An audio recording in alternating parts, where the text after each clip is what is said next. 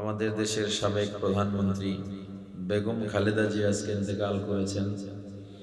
আমরা ওনার রুহের মাগফিরাতের জন্য দোয়া করব ইনশাআল্লাহ। পারবেন না ইনশাআল্লাহ?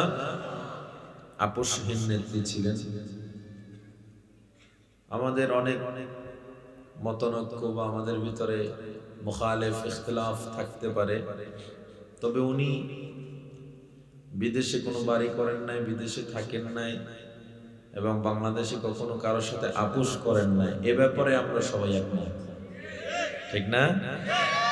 এই একটা দিক থেকে উনি ব্যক্তি হিসাবে আমাদের সবার কাছে দল মত নির্বিশেষে ব্যক্তি হিসাবে আমরা তার রেসপেক্টের জায়গায় রাখি, ঠিক না? কেউ তো দেশ বিক্রি করে দিছে, আর কেউ কেউ দেশকে আগলায় রাখছে। আল্লাহ বেগম খালেদা জিয়াকে আল্লাহ তাআলা জান্নাতের উঁচু মাকাম দান করেন। জোরে কন্যা আমিন।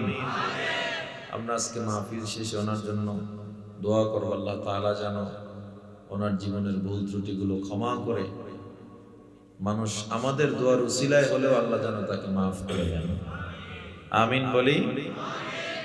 আমি আপনাদের মাঝে একটা ছোট আয়াত তেলাওয়াত করেছি। আয়াতে আল্লাহ পাক রব্বুল আলামিন বলেন, হে মুমিনগণ, তোমরা পরিপূর্ণ ইসলামে প্রবেশ করো।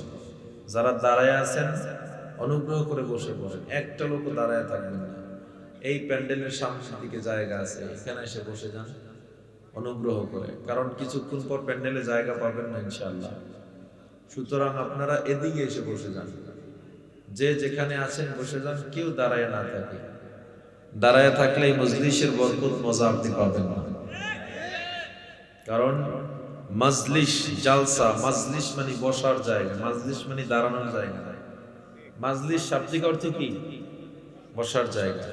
আর এই মজলিসের ব্যাপারে আল্লাহ বলছে, আল্লাহ সরাসরি রহমত এবং নূর নাজিল করেন। সুবহানাল্লাহ। পকেটে থাক বাড়ি জায়গা আর জোরে কোন মান ক্বালা সুবহানাল্লাহ কুতিবাত লাহু 20 হাসানা। কেউ যদি একবার সুবহানাল্লাহ বলে, আল্লাহ আমলনামায় 20টা নেকি লিখে দেন। অন্য বর্ণনায় আসছে কুতিবাত লাহু 1000 হাসানাত, 1000 নেকি আল্লাহ লিখে দেন।